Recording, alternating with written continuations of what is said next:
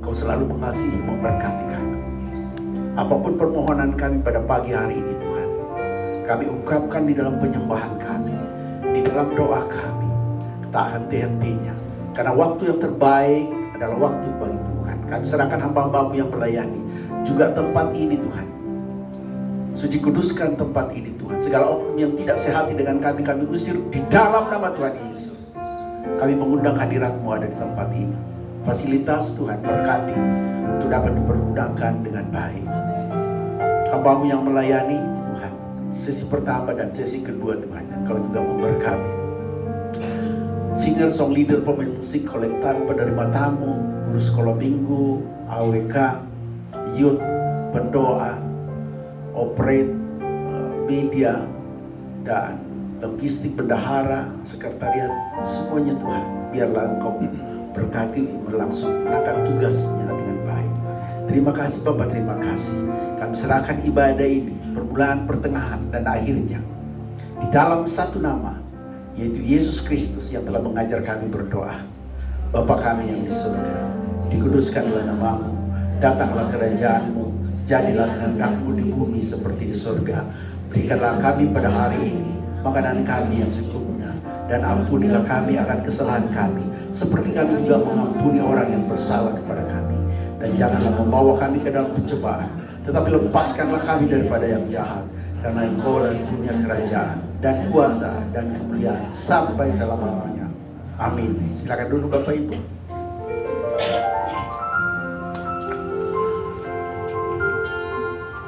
Mari kita tetap tinggal di dalam hadirat Tuhan. Pagi hari ini kita mau sepakat, kita tidak membatasi kuasa Tuhan. Kita tidak dapat membatasi ketika Dia bekerja atas hidup kita.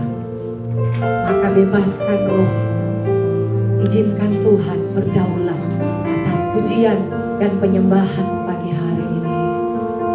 Terima kasih Tuhan. Kami percaya kami punya Tuhan yang besar. Apapun yang kami bawa pagi hari ini Tuhan, ketika kami datang dengan tersungkur di kaki-Mu, kami percaya Tuhan yang besar akan terus berdaulat atas hidup kami. Terima kasih Bapa, dan ini pujian sembah kami. Kami naikkan ke hadirat-Mu. Ku hidup karena percaya Kau yang berjanji setia, pengharapanku selalu ada di dalam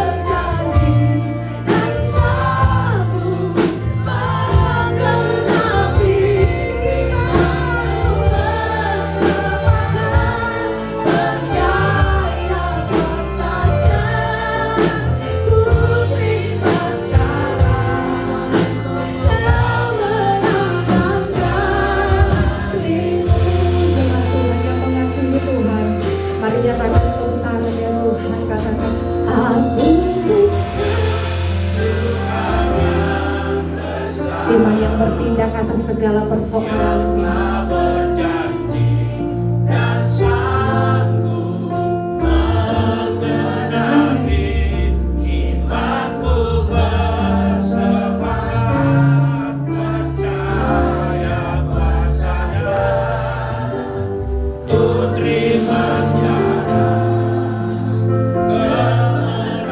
Sekali lagi, jemaat Tuhan dengan kesungguhan-Mu, Tuhan Dia Tuhan yang terus berjanji dan tidak pernah mengingkari janji.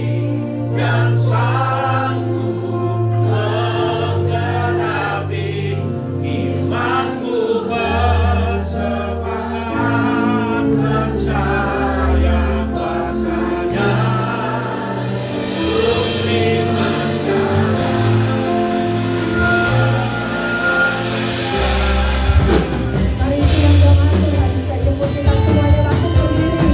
Sekali lagi katakan, aku punya Tuhan yang besar, yang telah berjanji tak sanggup menggenapi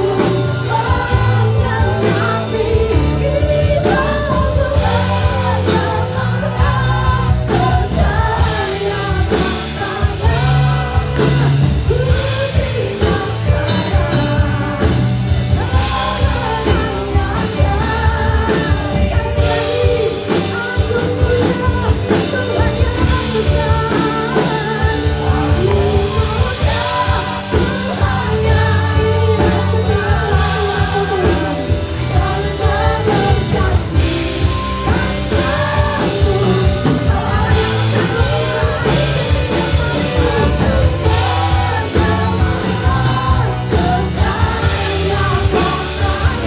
bersama.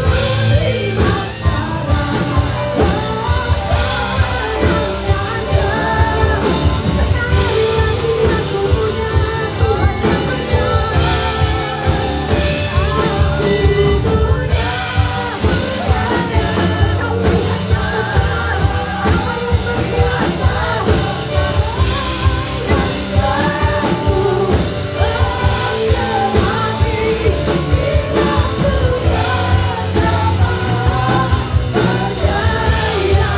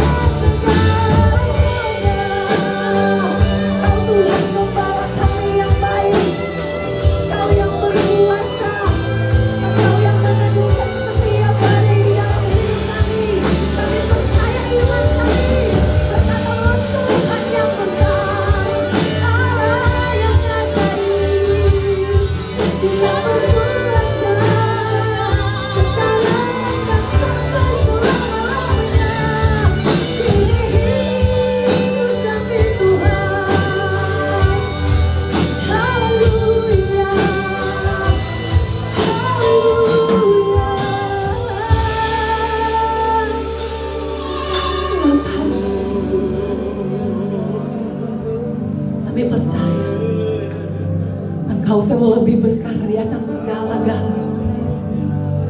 Mujizat-Mu, kuasa-Mu tercurah bagi setiap kami. Terima kasih.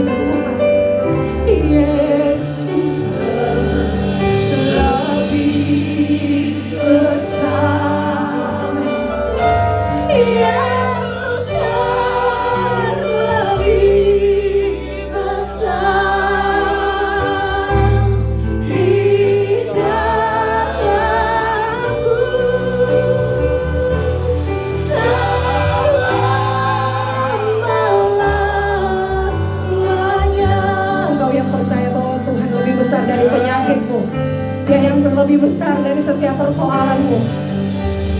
Mari imani pujian ini, bahwa Tuhan akan membawa engkau keluar dari permasalahanmu. Dia datang menawarkan mujizat bagi yang mengharapkan mujizat. Amin. Yesus lebih. Ini iman percaya kami Tuhan. Yesus lebih besar di dalamku, di dalamku. Amin Tuhan. Oh Yesus lebih besar. Yesus lebih besar. Amin Tuhan. Di dalamku.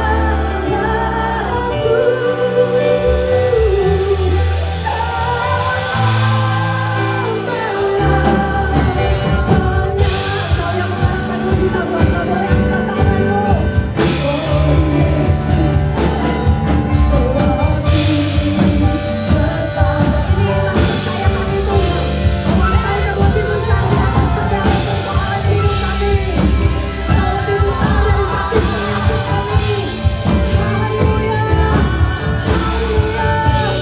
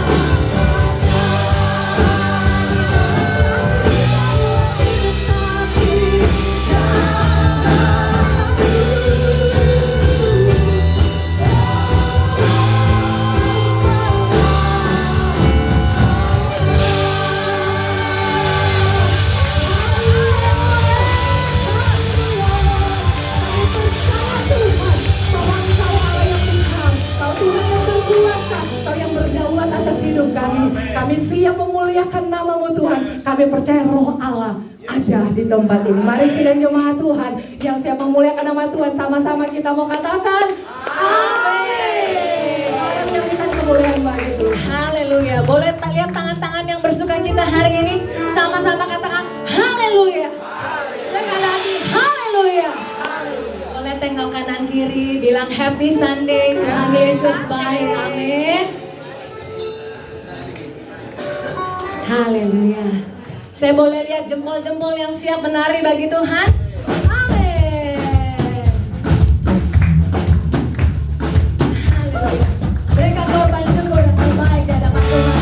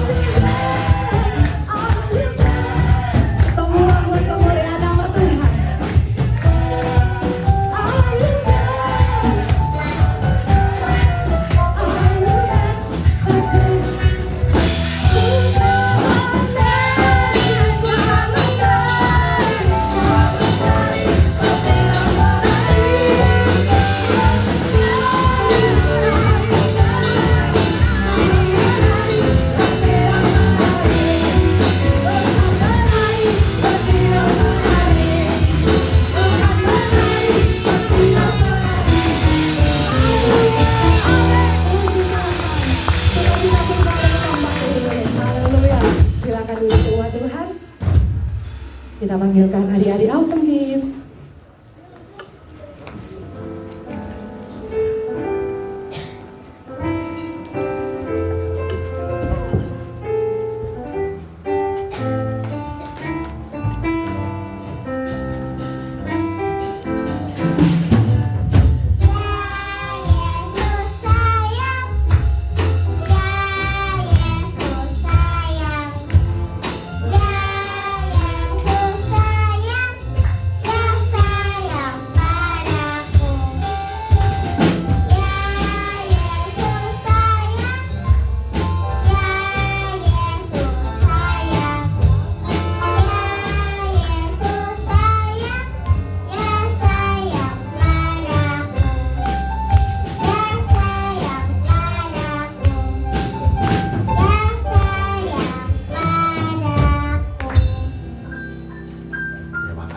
Bapak Ibu, mari kita angkat tangan kita berkati anak-anak kita.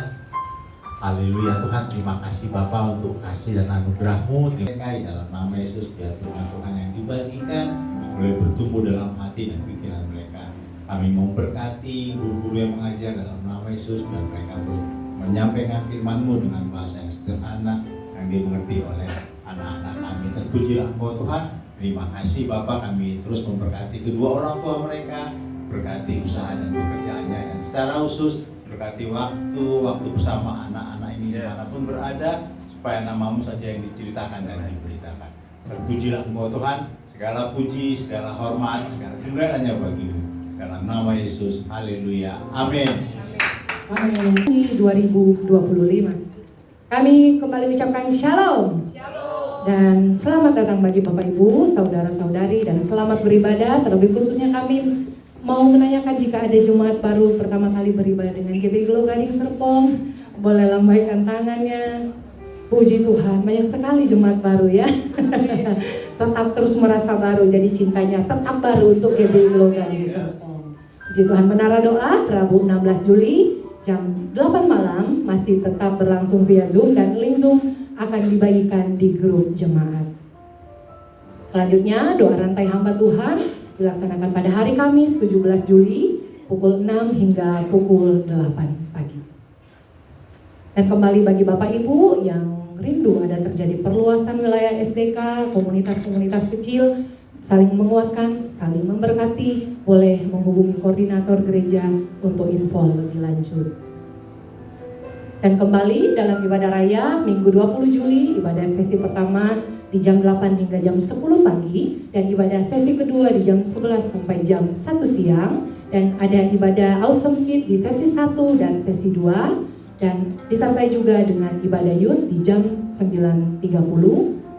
Mari kita dukung dalam doa agar ibadah kita berjalan dengan sesuai dengan kehendak Tuhan. Dan pelayanan diakonia gereja kita masih terus berlangsung. Terima kasih buat partisipasi, dukungan, doa, sumbangan setiap Bapak Ibu, taburan-taburan partisipasinya, semuanya untuk kemuliaan nama Tuhan. Dan diakonia kita saat ini seperti yang Bapak Ibu tahu, di depan kita menjual makanan murah. Jadi Bapak Ibu kalau mau berkontribusi silakan membeli, tapi kalau bisa jangan dengan harga yang ditaruh di depan, mungkin boleh memberikan lebih karena kita memberkati juga pelayanan diakonia ini lewat penjualan makanan ini. Dan terima kasih sekali lagi kami ucapkan. Dan bagi jemaat Tuhan yang membutuhkan dukungan khusus, dukungan doa, pelayanan khusus, konseling, baptisan, mari dapat menghubungi para hamba-hamba Tuhan di gereja kita, atau boleh menelpon di 081196220016. Puji Tuhan, sekian warta gereja. Tuhan Yesus memberkati. Baik, kita siapkan hati untuk menerima kebenaran firman Tuhan. Sama-sama satukan hati. Bapak, kami mengucap syukur untuk setiap kesempatan terbaik duduk di kaki Tuhan untuk mendengarkan isi hati-Mu bagi setiap kami. Layakan kami Bapak, urapi setiap kami membuka hati kami bagi firman-Mu. Biarlah firman-Mu yang senantiasa menguatkan, menghibur, bahkan mengubahkan hidup kami. Hanya di dalam nama Tuhan Yesus kami berdoa dan mengucap syukur.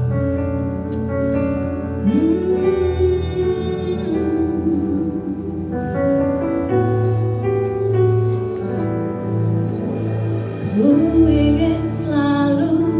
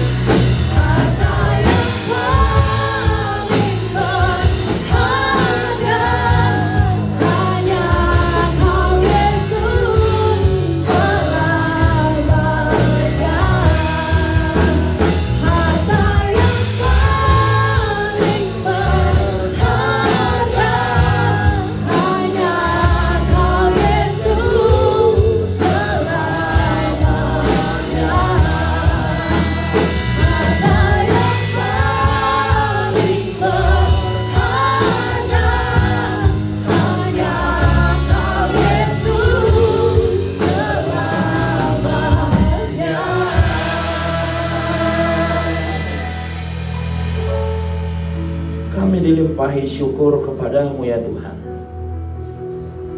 Dari bermiliar manusia dari bumi, Engkau pilih kami menjadi umat tebusan.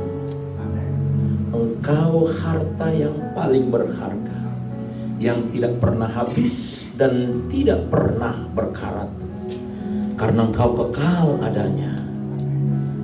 Kami bangga memiliki Tuhan seperti Engkau. Itulah yang kami syukuri sebagai orang yang mengikut Tuhan. Untuk itu pada pagi hari ini, nyatakan kuasa-Mu lewat kebenaran firman Allah, supaya kami makin yakin bahwa Engkau Allah yang hidup menghidupkan kehidupan kami, sehingga kami memiliki pengharapan demi pengharapan di dalam menjalani hidup. Untuk itu kami berdoa urapan-Mu turun atas kami. Setelah Engkau memakai hamba-hamba-Mu menaikkan pujian, Engkau urapi setiap pujian, membuat kami dipuaskan oleh Tuhan. Kini kami siap diberkati oleh firman Allah. Kini kami siap ditaburi oleh benih firman-Mu, supaya kami hidup dan dihidupi oleh kebenaran-Mu. Untuk itu hamba-Mu yang tidak ada apa-apanya, urapan-Mu yang kami harapkan. Berfirmanlah Engkau ya Tuhan, kami siap diberkati pada pagi hari dalam nama Yesus Kristus. Haleluya. Semua yang siap diberkati katakan amin. Haleluya. Silakan duduk Bapak Ibu. Puji Tuhan. Terima kasih. Haleluya. Shalom. Semangat sekali ya, luar biasa ketemu kembali dengan hambanya yang luar biasa ya. Saya masuk ibadah, saya pikir ini luar biasa, pemusik sudah profesional sekali, WL singernya sangat profesional. Ini harus ibadah di atas kapasitasnya, di atas 100 orang. Makanya ini artinya apa? Gereja sudah siap. Gereja sudah siap mempersiapkan semuanya untuk jiwa-jiwa. Untuk itu Bapak Ibu luar biasa ya. Pengkhotbah juga, kecuali saya tidak luar biasa. Iya, terima kasih sekali. Saya sudah kasih materinya, coba di-sharekan di sini. Mana Pak Puput tadi udah saya kirim, ada ya? Oke, Bapak Ibu yang saya kasih dalam Tuhan, masih tetap saya pasti sudah kenal ya, walaupun tidak terkenal Pak Pendeta Maco ya. Maco mantan copet begitu ya. Ya, yang diubah oleh Tuhan menjadi hamba Tuhan begitu, sehingga melayani Tuhan tidak terelakkan panggilan Tuhan. Akhirnya sampai saat ini tetap melayani Tuhan. Luar biasa pembentukan Tuhan, berkat-berkat Tuhan yang luar biasa. Di samping saya menggembalakan, saya juga membentuk hamba-hamba Tuhan di bidang teologi. Jadi semuanya ya saya kerjakanlah. Karena apa? Tidak ada lagi yang lebih indah selain bekerja di ladangnya Tuhan. Mari Bapak Ibu yang belum sama sekali bekerja di ladangnya Tuhan, coba, indah sekali ya, babak belur. Iya. Iya, tapi itu keindahannya. Ya, keindahan dianiaya tetap hidup. Itu luar biasa menurut saya. Kalau seandainya saya membuat buku ya, saya sedang membuat buku, mengerjakan buku adalah 7 alasan bagi orang percaya tidak perlu khawatir. Begitu ya. Karena itu pengalaman penggembalaan, tapi prosesnya masih terus berjalan. Nah, pada pagi hari ini kita akan belajar sebuah tema, tanggung jawab orang percaya terhadap pertumbuhan iman.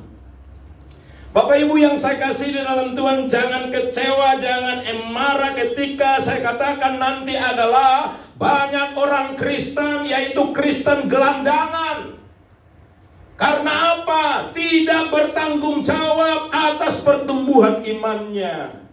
Bapak Ibu, orang gelandangan itu tidak bertanggung jawab atas pertumbuhan hidupnya. Seperti itu juga, bukannya kita tahu bahwa hidup ini terdiri dari 2 hal, 2 sisi, hidup jasmani dan hidup rohani. Tapi kenapa manusia selalu fokus terhadap kehidupan, hanya masalah kehidupan dunia ini? Nah, untuk itu saya akan mau mengajak kita belajar bersama-sama tanggung jawab orang percaya terhadap pertumbuhan imannya. Gereja nggak bertanggung jawab terhadap pertumbuhan kita. Gereja hanya memberikan medianya, tapi pribadi kita bertanggung jawab. Saya tidak bertanggung jawab terhadap pertumbuhan anak tetangga saya. Saya tidak bertanggung jawab atas pertumbuhan fisik Bapak Ibu. Tapi Bapak Ibu yang bertanggung jawab atas pertumbuhan fisiknya. Mengapa olahraga pagi? Mengapa memakan makanan yang bergizi? Supaya apa? Supaya sehat. Seorang orang tua yang benar, yang baik adalah melihat begitu bahagianya ketika melihat anak-anaknya bertumbuh dengan baik. Tapi kenapa? Memang ada pertumbuhan otomatis? Nggak ada. Yang ada itu si Adam dan si Hawa. Ketika diciptakan Tuhan langsung doli-doli. Doli-doli tahu? Anak muda. Iya. Si Hawa langsung gadis. Nggak ada lewat pertumbuhan bayi. Dan hanya itu manusia di bumi ini. Yesus saja lewat bayi. Nah, jangan contoh si Adam dan Hawa kan, langsung jadi gitu loh, langsung menikah, kan? Langsung menikah. Lalu Bapak Ibu sayang, ya ini perdebatan teologi. Berapa lama dia di Taman Eden sebelum jatuh? Ayo, nggak usah di sini kan, di sana itu. Sekian ribu tahun. Kalau sekian ribu tahun baru jatuh dalam dosa, berarti ada kemungkinan ada dua keturunan, satu benih sebelum jatuh, tapi benih itu lahir setelah jatuh, berarti masih tetap benih yang tidak berdosa. Tapi jangan lari kita ke sana. Artinya Bapak Ibu, ini yang perlu. Lebih peduli seharusnya kita terhadap pertumbuhan iman kita daripada pertumbuhan fisik kita. Dua-duanya harus berjalan dengan baik. Nah, untuk itu Bapak Ibu yang saya kasih dalam Tuhan, bisa dapat ya? Bisa. Oh, di sini. Oke. Tanggung jawab orang percaya terhadap pertumbuhan iman. Kita akan lihat di sini, ya, oke, ayat kuncinya. Biasanya ada isi gini, enggak ada ya? Oke, enggak ada bentar. Oke, klik saja. Mari Bapak Ibu lihat Roma pasal 14 ayat 12. Saya bacakan, Bapak Ibu bisa melihat kan? Demikianlah setiap orang di antara kita akan memberi pertanggungan jawab terhadap dirinya sendiri kepada Allah. Hati-hati di situ. Iman itu dari Allah. Makanya Allah yang menentukan siapa yang dipilih, siapa yang tidak. Ditaruh dalam hatimu, lalu percaya meresponi tentang Yesus Kristus. Tapi kita harus bertanggung jawab, memberi pertanggungjawaban terhadap iman kita. Untuk itu Bapak Ibu yang saya kasih di dalam Tuhan, saya mau sampaikan di sini tanggung jawab orang percaya terhadap pertumbuhan iman. Iman itu hidup. Kalau di dalam kitab Yakobus dikatakan ada iman yang kosong, yang mati, nekros. Iman yang kosong itu sebenarnya bahasanya dipakai itu mayat. Ya, seseram apapun manusia, seangker apapun, kalau sudah mati tidak ada apa-apanya. Nah, itu disebut nekros, mayat kosong. Nah, tapi iman yang hidup. Ternyata iman yang hidup, berarti yang hidup itu perlu pertumbuhan. Bapak Ibu yang saya kasih di dalam Tuhan, ini yang perlu sehingga kita bisa menempatkan diri apakah saya orang Kristen yang sehat atau jangan-jangan orang Kristen gelandangan. Orang Kristen yang gelandangan itu tidak ada hati, tidak ada kerinduan untuk datang ke bait suci. Banyak orang Kristen seperti itu? Banyak. Kalau mati baru cari-cari gereja, kan begitu. Di sini tidak ada, di sana banyak. Apa yang lihat di situ? Ini yang perlu kita lihat, yang kita ketahui. Segala sesuatu yang hidup itu memerlukan apa? Pertumbuhan. Yang tidak bertumbuh itu yang mati. Jadi kalau ada orang berkata beriman tapi tidak bertumbuh, berarti nekros, mayat. Coba. Jelas kalau tidak berarti ada persoalan. Kalau pertumbuhannya juga tidak sehat, ada persoalan. Seorang ibu yang melihat pertumbuhan anak-anaknya kurang normal, pasti berupaya, pasti berusaha bagaimana caranya, apa persoalannya, dibawa ke dokter ini, dibawa ke dokter sana, supaya apa tujuannya? Saya mau anak saya itu bertumbuh secara normal. Tapi pernahkah kita mendiagnosa iman kita? Normalnya pertumbuhan iman kita. Jangan-jangan tubuh kita, fisik kita sehat, iman kita sah. Ayo. Jadi Bapak Ibu, gak usah bilang kenapa dia malas ke gereja. Itu sakit iman, itu aja bilang. Sakit iman. Malas ke gereja sakit iman. Tidak mau ke gereja masalah iman. Itu aja. Kenapa kita biasa berkata, oh dia kenapa begitu matanya merah, oh sakit gigi. Berarti ada juga persoalan tentang iman itu.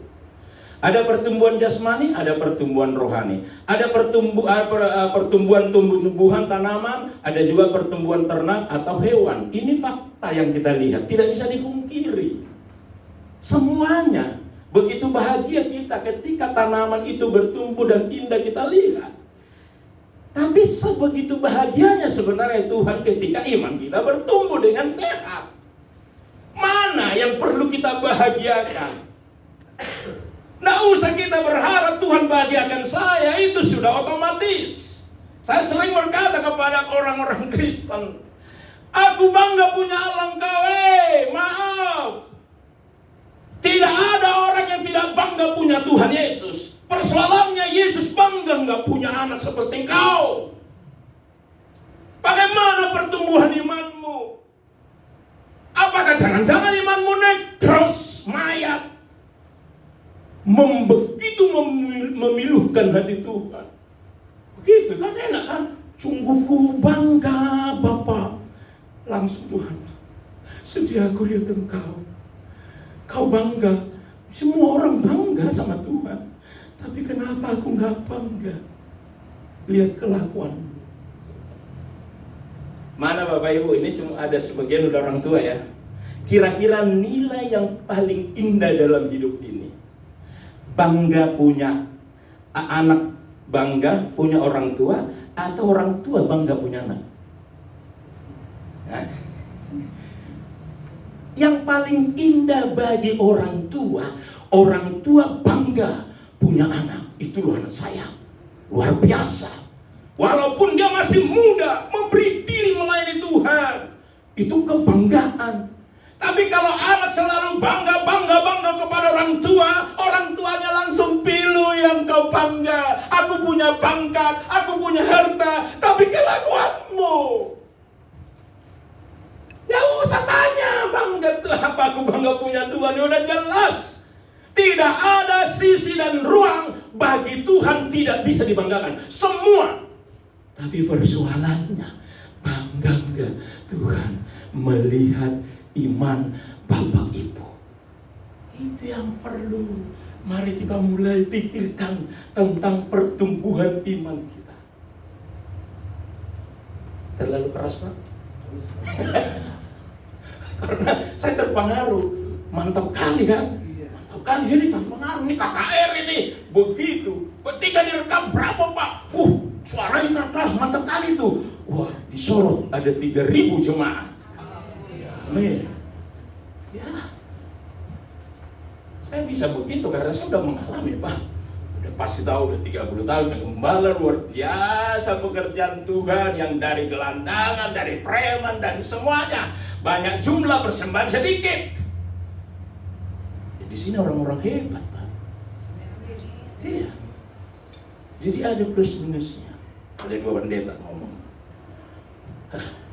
walaupun jemaatmu sedikit hebat, kaya-kaya, gitu kan?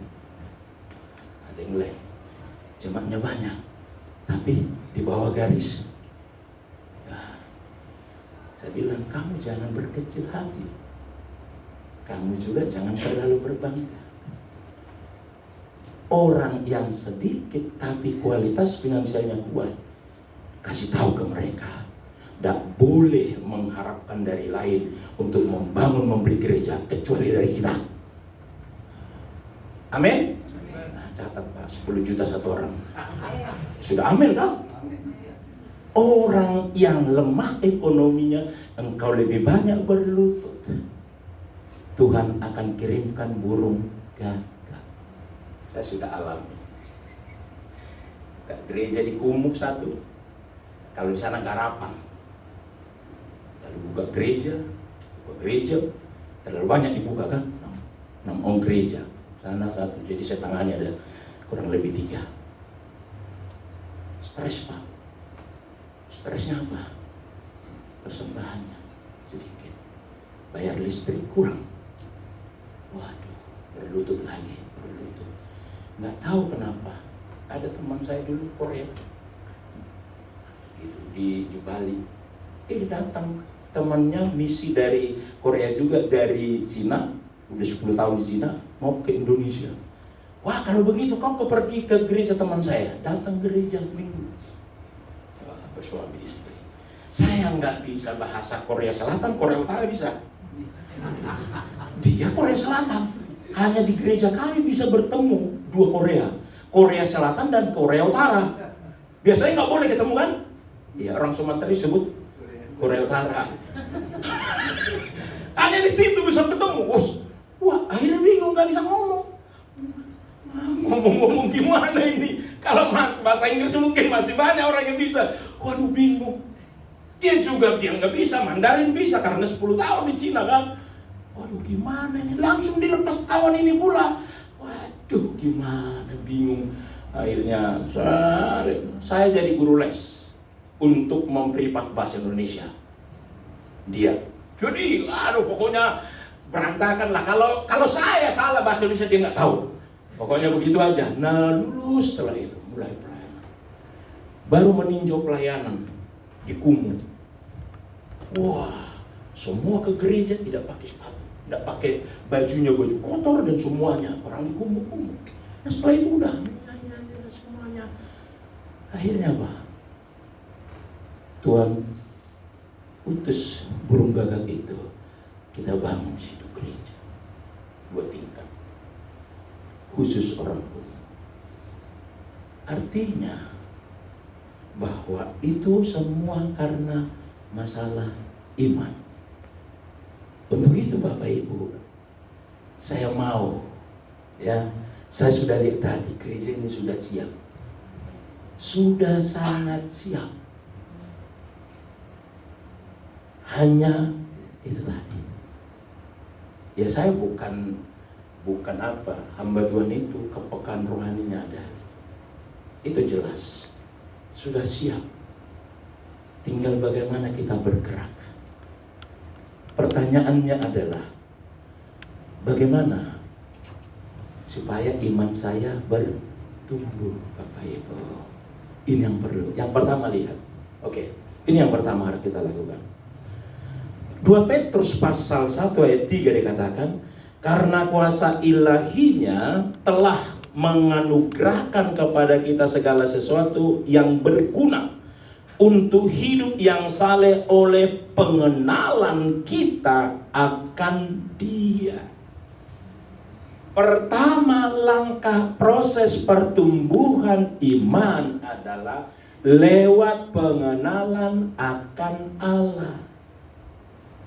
Beda rumah tangga. Makin kamu kenal suami, makin tawar hati. Tapi kan gak boleh ditukar lagi.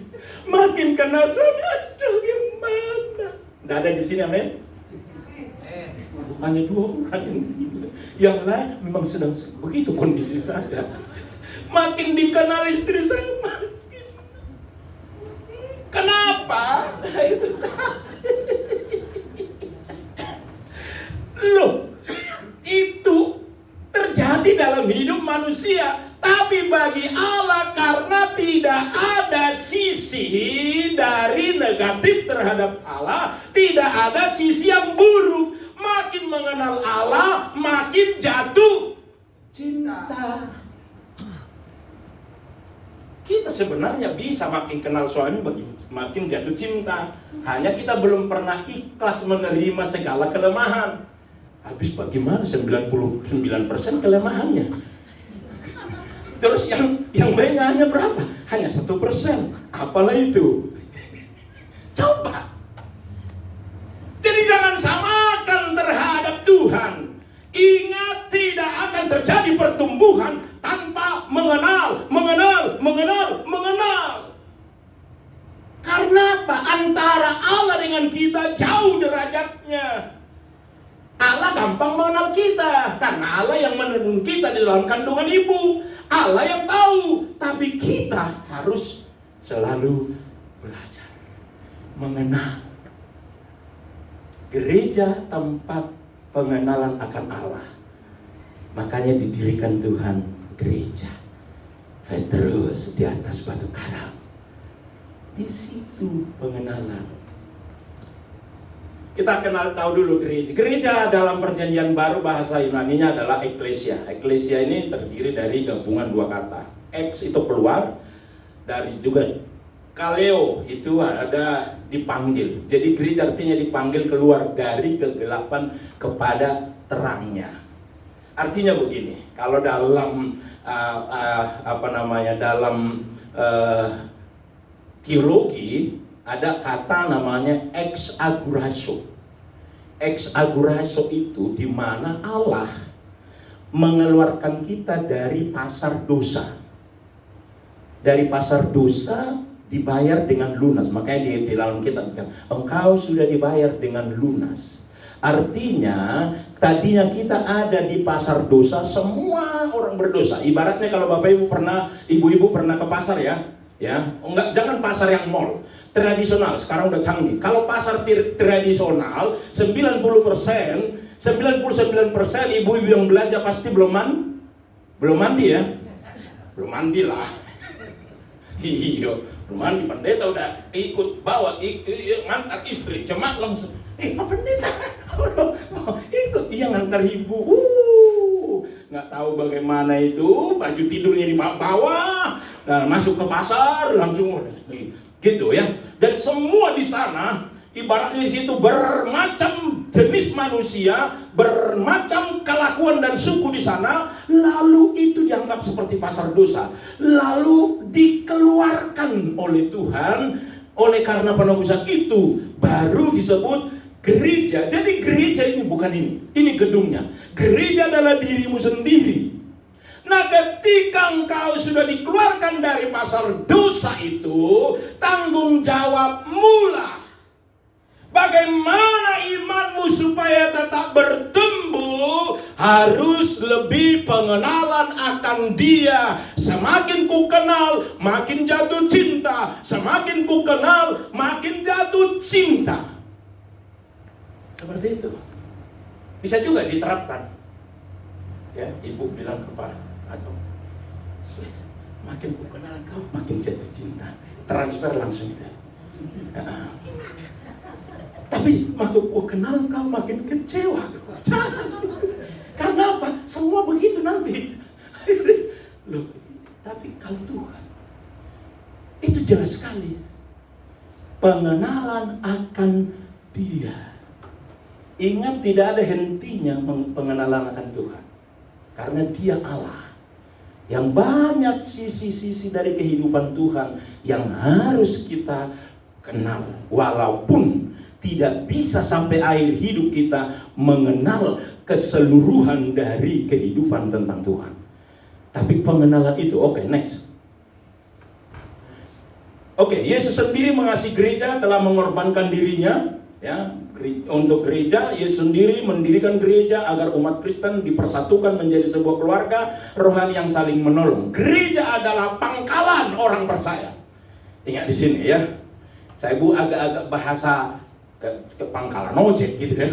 Gereja adalah pangkalan orang percaya, tempat di mana bertumbuh, dimampukan, ya, dan diutus untuk membawa kebenaran kepada dunia, dan juga adalah tempat di mana kita beristirahat untuk dikuatkan kembali dan disembuhkan luka-luka kita, derita kita, dalam pertempuran dunia. Makanya harusnya orang percaya itu ketika diberi waktu, dia harus datang kepada Tuhan pada saat jam ibadah. Karena engkau 1 minggu di sana bertempur. Engkau pertempuranmu di dunia sana banyak luka, banyak kecewa, banyak kebencian. Tapi kalau terus menerus tidak disembuhkan, nggak mungkin bertumbuh. Umur-umur seperti Pak Ato dengan kita, kemana Pak? Mau check up? Iya, itu kan? Kontrol semua. Ternyata, wah, udah lama nggak check up ya Pak? Iya, udah 10 tahun. Coba. Artinya apa? Tidak ada yang bisa menyembuhkan luka-luka karena persoalan itu. Bertempur selama 1 minggu Bapak Ibu di luar sana.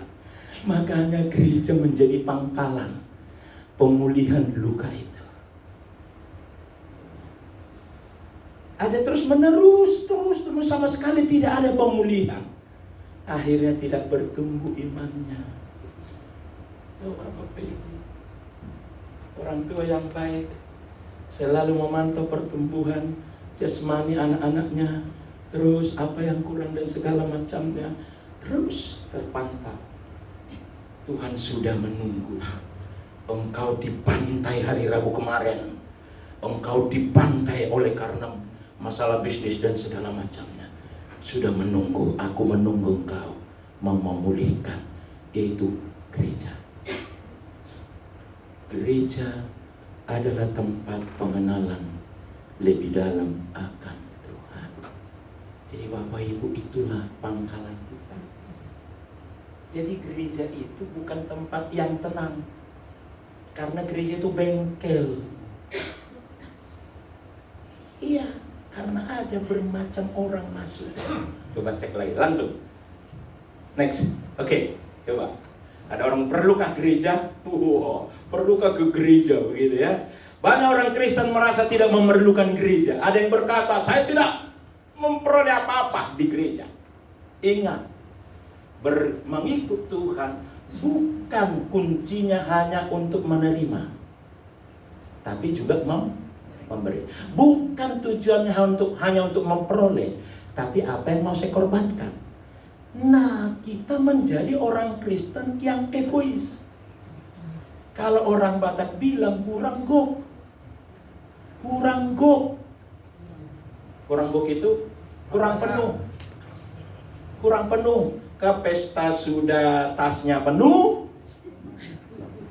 lebih mahal sebenarnya tasnya itu, tapi tidak puas rasanya kalau tidak kuambil gitu. Ada saudara saya begitu ya, orang kaya lagi kan, tasnya waduh, sampai jambar itu 3 minggu tidak diambil dari tas. Jambar tahu? Tahu Ibu? Tahu ya? Jambar itu Pak kalau di pesta, sama lah Toraja ada itu kan, pesta, sapi dia, ini jambar buat keluarga Pak Ato, kakinya langsung dibungkus plastik, masukin itu, langsung, padahal branded loh, masukin, nggak kenapa, karena lihat banyak tasnya, pergi Sabtu lain tasnya warna lain, ini belum dikeluarin. Langsung 3 minggu suaminya, kok ada rasa bau-bau, dibuka, tas sekian puluh juta. Coba, karena biasa buruk. Artinya Bapak Ibu, ada orang, saya tidak memperoleh apa-apa di gereja. Orang yang bertumbuh imannya, jangan pikirkan saya tidak mendapat apa-apa, tapi apa yang bisa saya buat untuk gereja. Nilai kesetiaan yang paling tinggi di hadapan Tuhan adalah saya tetap duduk diam mendengar sekalipun saya tidak paham. Wah, itu bagus. Langsung Tuhan lihat, engkau setia, berarti engkau melihat aku. Sekalipun engkau lihat kiri dan kananmu, engkau kecewa.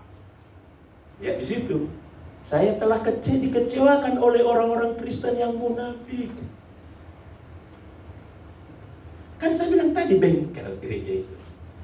Ada motor yang bannya rusak, ada yang peleknya rusak, ada yang businya rusak, ada yang munafik, ada yang iri hati, ada yang dengki, semuanya ada kumpul di sana. Tapi kalau engkau tetap bisa bertahan, Tuhan bilang ini dia.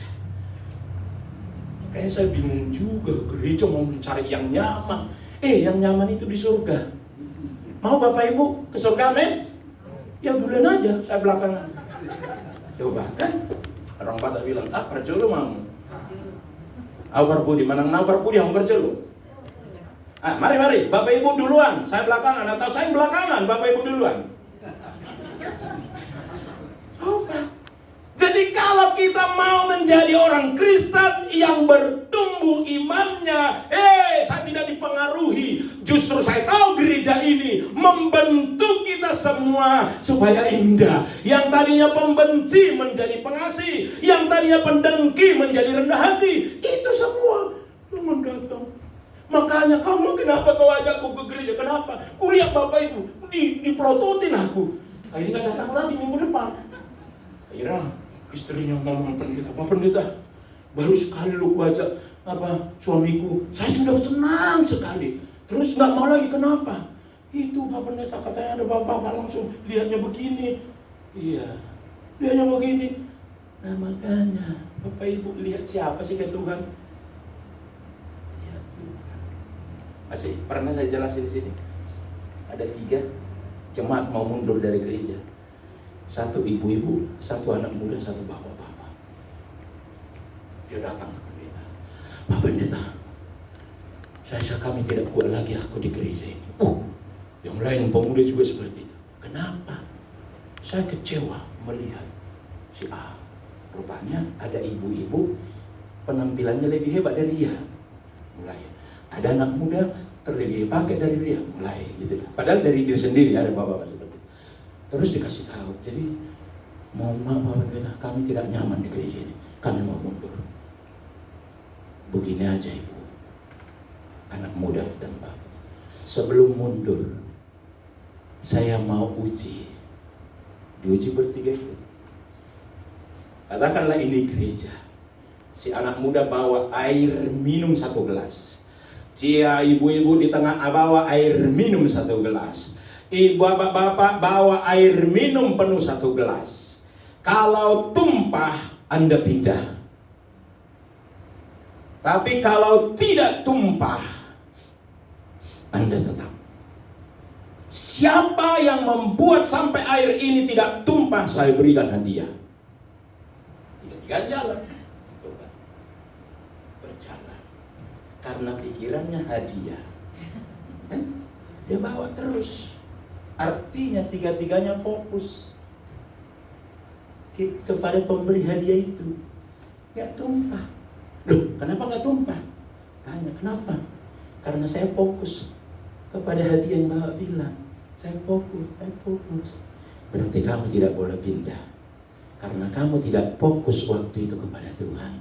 Hanya fokus lihat kiri kanan. Makanya kamu ragu. Jadi kita lihat sisi lain. Yang ketiga, saya telah gereja itu tidak ramah. Begitu ada yang bilang gitu ya. Gereja tidak ramah. Yang ramah itu adalah bagian pemasaran perumahan.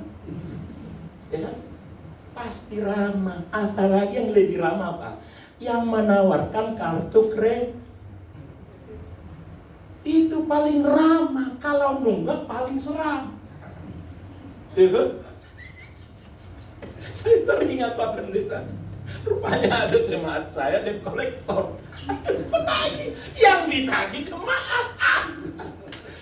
Datang alamatnya, kamu udah layak katanya, layaknya pun, kenapa? Kiranya malu dia. Tadinya udah serang, akhirnya, buka dulu gimana ini? Aduh. Langsung, kalau gitu kita selesaikan di depan pendeta katanya kan. Ya kalau di depan pendeta kan ya didoain aja kan. Didoakan saja, saling mengampuni. Akhirnya ngadep kolektor lagi dia. Repot saya, tapi siapa tahu besok mau saya cari orang, ternyata pendeta saya kan. Tapi saya tidak ada kartu kredit, saya tidak ngerti hal itu. Ya situ. Tidak ramah. Di rumah pun saya bisa. Jadi ini semua sering terjadi karena dia tidak tahu. Ingat, gereja tempat kita bertumbuh secara rohani. Tanggung jawab kita untuk membuat bertumbuh iman kita lewat pengenalan akan Tuhan. Ingat di situ. Oke, next, kedua. Oh, ini masih ada nih. Gereja adalah tempat pertumbuhan iman umat Allah. 1 Petrus sudah jelas. Oke, next terus. Yang kedua, pertumbuhan iman itu usaha. Ah, itu loh. Usaha kita. Kalau mau bertumbuh anak kita secara normal, itu usaha orang tua. Segala upaya dibuat. 2 Petrus 1 ayat 5-7 berkata, justru karena itu kamu harus dengan sungguh-sungguh berusaha menambahkan kepada imanmu. Berarti iman itu perlu dikasih makan, dikasih gizi, dikasih keperluannya supaya dia bertumbuh lewat usaha kita. Orang Kristen bedanya di Indonesia dengan di Korea, ini saya dijelaskan ke saya. Di Korea itu berlari-lari datang orang ke gereja. Di Indonesia ditelepon dulu. Horas lain. Besok hari Minggu. Ya, besok hari Minggu. Apakah kami menjemput? Ya, dikunjungi. Padahal masalah pertumbuhan rohaninya, imannya. Di Indonesia seperti itu.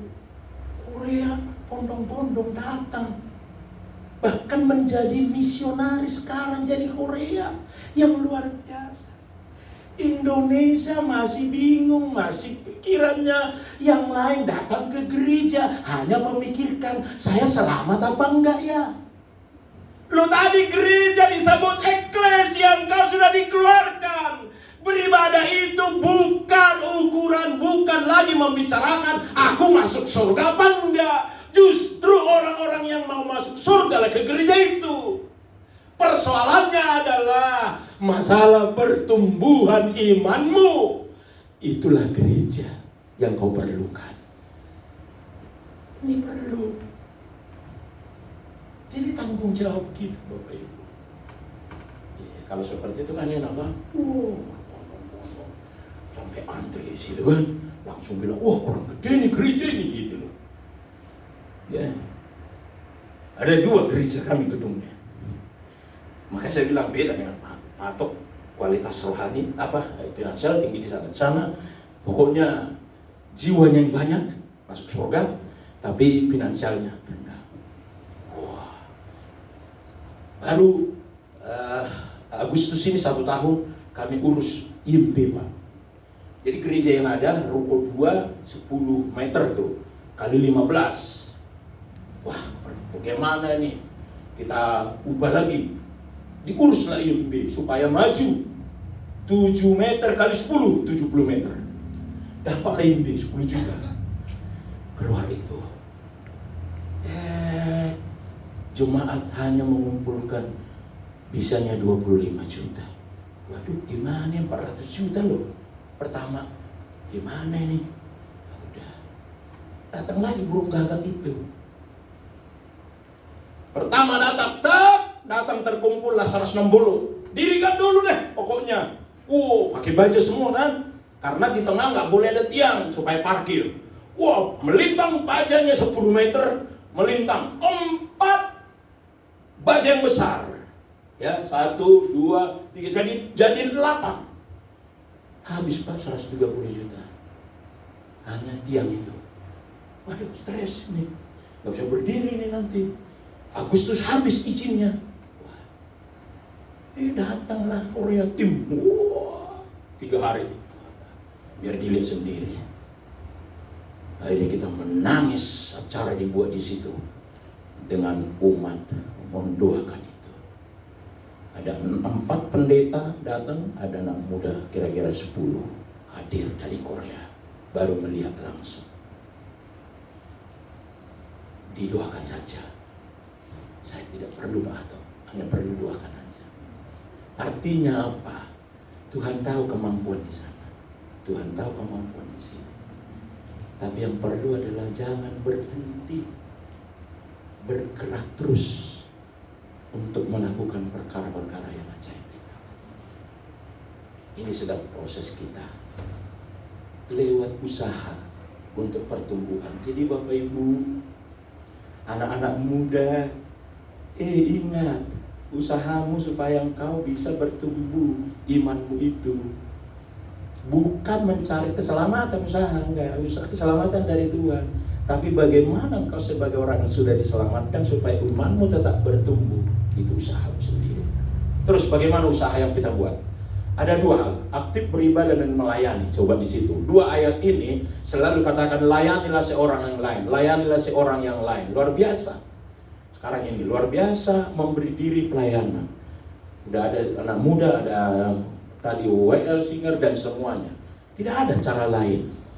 Ingat, orang pertumbuhan rohani itu antara yang pasif dengan yang aktif beda.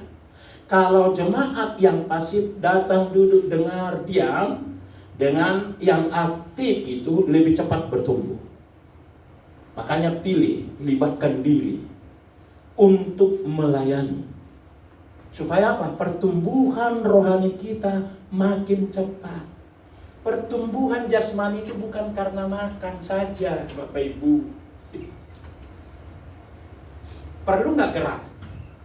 Perlu. Pohon itu bukan hanya dari nutrisi dari tanah itu, tapi pohon itu juga angin. Lalu gerak dia ke sana, gerak dia di sini, tapi nggak tumbang. Tetap bertumbuh. Makanya orang Kristen itu kalau menjadi orang Kristen yang aktif, yang bergerak, yang melibatkan diri pelayanan, jauh lebih cepat pertumbuhan imannya. Itu. Di gereja kami tipe manusianya, saya bilang begini, satu. Ada 3 atau 4. Ya. Ada yang mampu tapi nggak mau. Orang yang mampu nggak mau biasanya nih cenderung menghakimi. Masa begitu sih? Gitu. Aku aja bisa lebih dari dia. Tapi ada orang yang mampu tapi tidak mau tadi. Ada orang yang sama sekali sudah nggak mampu, nggak mau pulang. Dan ada juga orang sudah tidak mampu tapi mau. Nah, banyakkan di gereja yang tidak mampu tapi mau. Akhirnya stres pendeta. Aduh, gimana ya melatih? Dan sabar terus. Aduh, gimana? Aduh, suara saya kunci C. Larinya suaranya ke F. Aduh, gimana itu? Alangkah indahnya yang mampu dan mau. Dan tiga-tiganya bisa dipakai oleh Tuhan. Supaya kita bertumbuh secara iman. Terus. Next. Yang ketiga dampaknya. Ini lihat. Dampak pertumbuhan iman. Ada 2 saya buat di sini. Pertama, Pak, dapat hak penuh untuk memasuki kerajaan kekal atau masa yang akan datang, surga. Artinya apa? Lihat ayat-ayat 11. Dengan demikian kepada kamu akan dikaruniakan hak penuh. Artinya lebih confident ketika dia menghadap Tuhan di dalam kerajaan kekal. Percaya dirinya. Karena apa? Bisa dipertanggungjawabkan buah dari imannya semasa hidup di dunia. Daripada hanya percaya tok modalnya. Ingat, semua orang percaya pasti masuk surga, benar. Tapi posisimu berbeda. Bayangkan ketika kita naik masuk di Istora. Itu ya. Ada VIP, ada apa. Lalu Anda yang paling jauh akhirnya melihat orang di depan di panggung itu kecil sekali daripada orang yang dekat. Surga itu begini. Ya, ini menurut ekskatologi. Contohnya ini. Ada pernah dengar kitab kehidupan? di luar kitab ini, kitab kehidupan. Kitab kehidupan itu adalah kitab daftar nama-nama orang yang percaya. Kalau tidak ada namamu, jangan mengharapkan. Hanya di dunia bisa masuk karena ada orang dalam. Kalau di sana nggak ada orang dalam. Iya, kalau dulu ada orang dalam, kalau kita sama Pak Atuk dulu makin, oh ada orang dalam, oh kenal, oh itu saudara saya, oh mangga, gitu kan? Oh di sana nggak ada. Coba, katakanlah malaikatnya ada 2 di pintu itu, gitu. Masuk, wih, tiba-tiba nyelonong mau masuk. Mau kemana? Mau ke surga. Langsung ditanya, ada satu pertanyaan. Apa yang sudah kau lakukan kepada Tuhan di bumi selama engkau percaya kepada Tuhan? Tiga-tiganya muncul. Saya WL Pak. Saya singer Pak. Saya buka dulu layar. Ibi glow. Serpong. Apa? Gading serpong. Ada layarnya langsung. Nyanyi bertiga. Oh silakan. Gitu lu bapak musik, masuk, silahkan. Lalu yang tidak aktif, apa-apa ditanya. Masuk dia nyelonong kan? Sebentar dulu, apa? Oh iya, kalau kamu paling ujung sana. Itu paling jauh melihat ke tahta kerajaan Yesus Kristus. Tiba-tiba, Pak Hatta mau masuk. Iya kan? Siapa nih Pak Pendeta? Pendeta orang mana nih? Orang Toraja. Malaikatnya bilang, saya juga Toraja, masuk. Malaikat satu lagi nih. Saya masuk lagi. Siapa ini? Pak Pendeta. Pendeta apa? Pendeta Marbun. Halak kita dong, masuk. Orang kita ya, masuk. Rupanya Gabriel Marbun. Sama. Lihat di sini, waktu orang yang bertumbuh rohaninya, berbuah imannya, dia membawa persembahan. Bapak Ibu pernah baca di dalam Alkitab, ada namanya mahkota. Ada 5 mahkota itu. Itu perbedaan nanti antara hanya modal tiket iman dengan modal orang yang berbuah imannya. Dikasih mahkota. Lalu semua orang percaya di sana. Giliran mau mempersembahkan mahkota ke tahta kerajaan Yesus Kristus. Semua berdiri yang punya mahkota. Ada layar sana. Wih, mahkota pendeta atau menderita sebagai gembala. Itu mahkota penggembalaan ada. Kita. Wih, Ibu Surtiono, mahkota pemenang jiwa. Rupanya di sini ada ibu-ibu yang tidak diperhitungkan selalu bawa jiwa. Langsung lagi, ada mahkota bapak-bapak berdiri. Dilihat, mahkota menderita, mempertahankan imannya. Itu 5 mahkota itu. Jadi kita jangan hanya mikir masuk surga udah cukup, salah. Begitu indahnya di surga itu ketika kita memberikan dapat mahkota. Nanti mahkota itu semakan. Nah kalau di sana itu salah. Kalau dapat saya 5 mahkotanya, enggak, itu ceroboh itu. 5 mahkota mau taruh di mana? Mahkotanya tetap 1. Tapi cahaya-cahayanya itu pernak-perniknya sejumlah yang diberi Tuhan. Kalau Pak Atok dia sebagai penggembala yang menderita, pemenang jiwa, bahkan juga mempertahankan iman, berarti ada 3, tetap bercahaya, berkilau. Di situ kebanggaan. Semua yang bawa kota maju mempersembahkan mahkota itu ke tahta Allah. Langsung bergema. Malaikat surgawi bernyanyi. Orang-orang yang hanya masuk surga. Waduh, pendeta saya, seandainya saya masih ada waktu, saya akan kejar mahkota. Nggak ada lagi waktu. Berdiri di depan, membawa mahkota itu berkilau-kilau, dipersembahkan ke tahta Yesus. Jadi orang yang sudah dikeluarkan dari pasar dosa, jangan lagi bingung kau masuk surga apa enggak, masuk surga apa enggak. Persoalanmu sekarang bagaimana imanmu itu supaya bertumbuh dan berbuah. Kita berkompetisi untuk mendapatkan mahkota. Itu penghargaan yang luar biasa. Kita persembahkan di tahta Allah Bapa, muka dengan muka. Itu yang disebut dapat hak penuh memasuki kerajaan kekal. Kalau begitu, mahkota penderitaan ada? Ya, aku mau menderita. Iya. Kalau siap menderita, jual hartamu, kasih ke gereja. Bukan itu. Ini yang perlu. Bapak Ibu yang saya kasihi, surga udah bagian kita, tapi mahkota usaha kita. Amin. Mahkota usaha kita. Itu jelas. Makanya Tuhan kasih karunia apa? Karunia kepada semua orang, satu minimal satu karunianya. Iya kan? Aku nggak tahu karunia kau. Oh, mau saya kasih tahu ibu-ibu? Oh, aku nggak tahu. Oh, berdiri aja di situ. Ya, seperti dipanggil. Kita mau berdiri. Gitu. Apa itu? Penyambut tamu. Itu juga melayani Tuhan.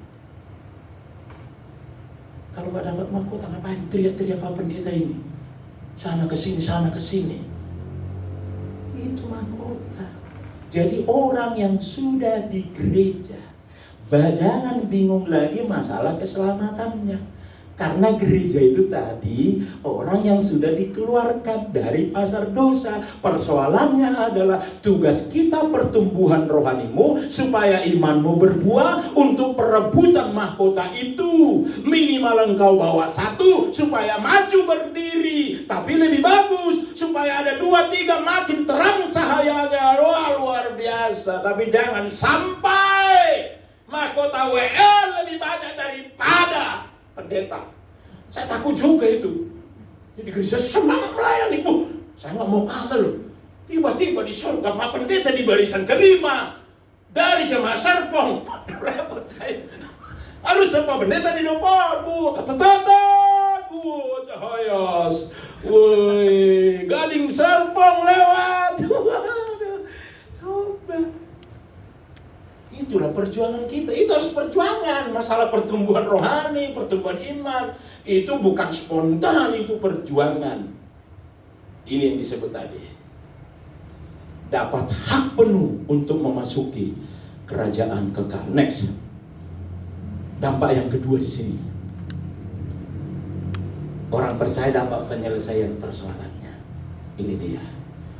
Doa orang benar bila dengan yakin didoakan sangat besar kuasanya.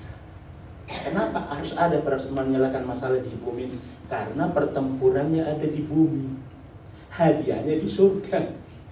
Gitu loh, babak belur di bumi, balik ke gereja lagi, disegarkan lagi. Jangan karena kau babak belur di dunia sana, nggak malas aku lah ke gereja. Kenapa?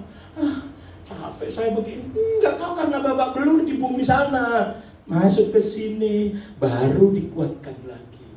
Doa orang benar sangat besar kuasanya. Matius 17 ayat 20 berkata, ia berkata kepada mereka, karena kamu kurang percaya, sebab itu aku berkata kepadamu, sesungguhnya sekiranya kamu mempunyai iman sebesar biji sesawi saja, kamu dapat berkata kepada gunung ini, apa? Pindah dari tempat ini ke sana. Maka gunung itu akan pindah. Dan apa? Baca 2-3. Dan iya, ada 2 kata itu. Tak ada yang mustahil bagi Allah, tak ada yang mustahil bagi orang percaya. Itu transfernya. Kuasa Allah itu bekerja lewat iman kita. Siapa yang pernah ke Israel di sini? Pak, udah sering ya. Pernah Pak ya? Nggak tahu, menurut informasi saya lihat ya, bahwa ada gunung dipindahkan, iya, dan sekarang menjadi gereja, namanya gereja sampah, kalau nggak salah ya. Dan dulu itu tempat pembuangan sampah, dan dibuatlah itu gereja sampah. Batu itu dilubangi, jadi tidak perlu buat atap. Di situ gereja sampah. Betul? Iya. supaya saya lebih yakin, mari Bapak Ibu dukung saya supaya saya ke Israel. Karena pendeta ngomong nggak pernah ngerepot kalau dia udah percaya diri kan, udah fakta saya ada di sana, enak kan. Makanya saya nggak berani, katanya menurut sejarah gitu, supaya lebih yakin. Anda telepon saya, Pak siap pergi. Artinya apa ini sekarang? Ini adalah persoalanmu seperti gunung, persoalanmu seperti bukit. Masalahnya bukan persoalanmu. Ketika masalahmu kau anggap besar, berarti imanmu sedang mengecil. Ketika imanmu lebih besar dari persoalanmu, pasti kau berkata, tidak ada yang mustahil bagi orang percaya. Sering saya bilang seperti 3 orang ada di bukit, di gunung. 1 di atas gunung, 1 di tengah gunung, 1 di kaki gunung. Orang di kaki gunung berkata, besar banget ini gunung. Tapi orang di tengah gunung berkata, Pak, nggak begitu besar. Karena lihat, karena di tengah gunung. Apalagi yang di atas gunung. Kamu bodoh, mana ada gunung? Karena gunung di bawah kaki kan. Ayo. Berarti posisi kita yang sedang bermasalah. Kalau posisi iman kita sedang di atas, baru bilang tidak ada yang mustahil bagi orang percaya. Jadi iman kita menentukan segalanya. Pakailah dan berilah makan imanmu. Percayalah setiap masalahmu terselesaikan. Kita berdoa. Kami bersyukur kepadamu Tuhan. Setelah kami mendengar kebenaran firman-Mu, ajar kami memahami tanggung jawab kamilah untuk memenuhi kebutuhan rohani kami. Tanggung jawablah kamilah untuk memberikan iman kami bertumbuh. Kadang-kadang kami tidak begitu peduli terhadap iman. Tapi sesungguhnya Engkau berkata, kalau saja Engkau memiliki iman sebesar biji sesawi, sangat dahsyat sekali. Tapi kenapa Tuhan banyak orang yang percaya Yesus, tapi bagaikan orang Kristen gelandangan, tidak jelas. Padahal firman-Mu sudah jelas berkata, tidak ada pertumbuhan rohani tanpa pengenalan akan Engkau. Tidak ada pertumbuhan iman tanpa ada gerak dan tindakan dari kami. Gerejamu sudah siap. Gerejamu sudah terbuka. Dan para hamba sudah siap memfasilitasi untuk pertumbuhan iman itu. Ajar kami kembali mau terlibat melakukan pekerjaan-pekerjaan Tuhan. Kami melihat begitu indah kelak ketika kami terlibat menjadi pribadi yang membawa mahkota itu, mempersembahkan mahkota itu di hadapan-Mu ya Yesus. Karena itu perjuangan iman di bumi. Untuk itu Bapa, GBI di tempat ini, saya percaya Engkau sedang turut bekerja. Semua sudah siap, tinggal jiwa-jiwa untuk dibawa kepada Kristus. Hamba-Mu secara khusus, terus menerus urapan-Mu terjadi.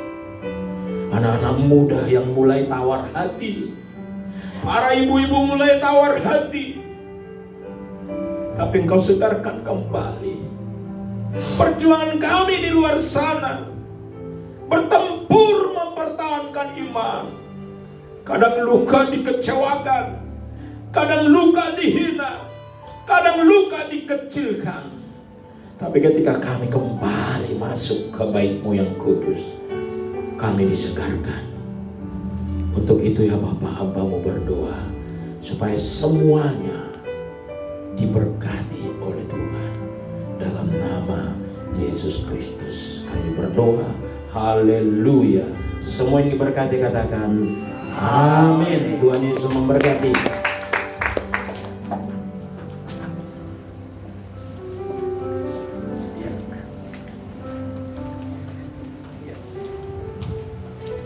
Haleluya. Terima kasih kita Marun yang telah menyampaikan isi hati Tuhan.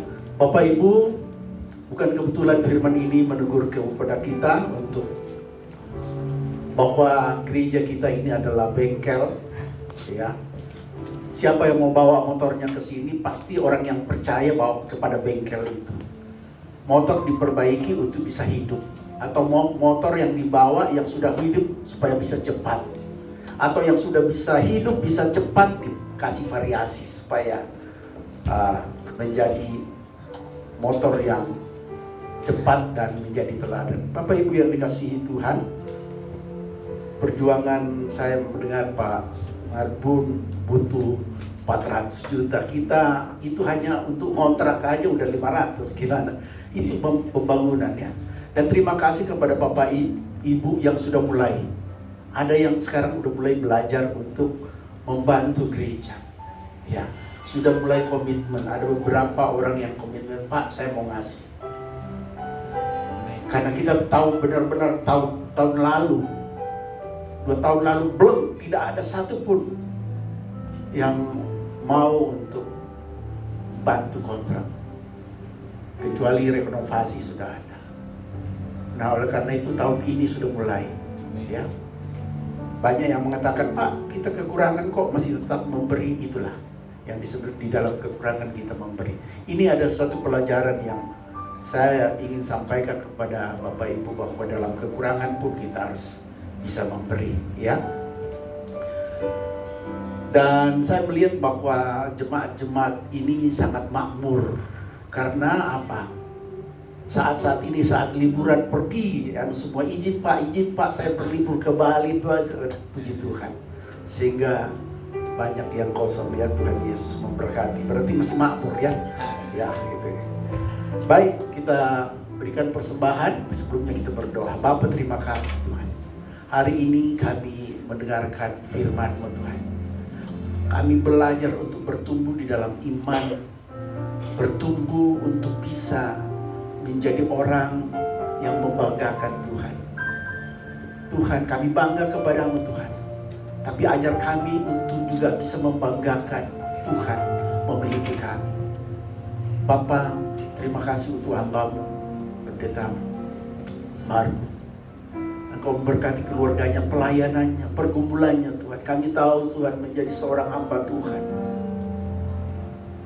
adalah satu perjuangan yang membutuhkan dukungan keluarga, dukungan jemaat, dan dukungan dari sahabat-sahabat. Oleh karena itu Tuhan, kami percaya Tuhan bahwa berikan kekuatan, berikan kemampuan untuk tetap bertahan, untuk semakin menambahkan pertumbuhan gereja kualitas dan kuantitas. Terima kasih juga untuk kami Tuhan, Engkau memberikan jemaat-jemaat yang masih setia sampai saat ini Tuhan.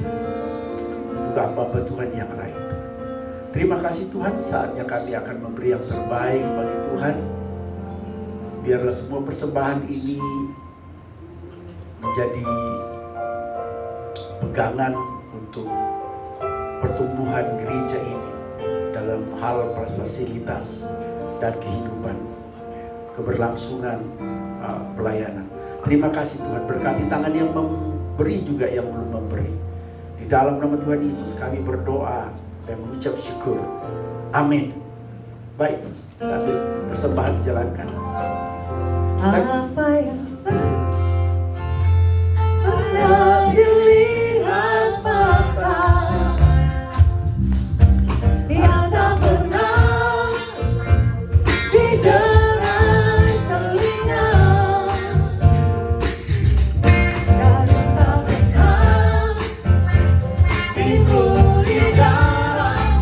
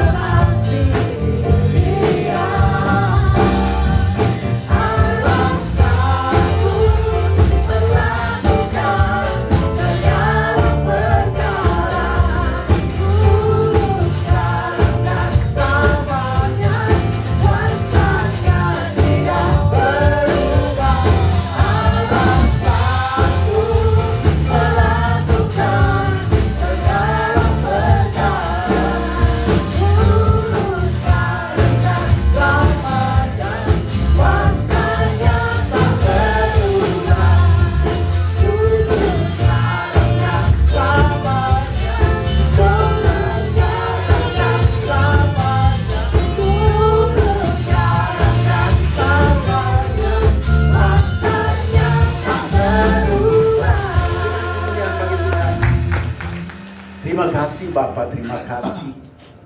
Hari ini Tuhan kami menyadari Tuhan bahwa kami sebagai hamba-Hamba-Mu akan bertanggung jawab terhadap kehidupan pertumbuhan gereja kami, pertumbuhan rohani kami secara pribadi, keluarga kami. Terima kasih Bapak.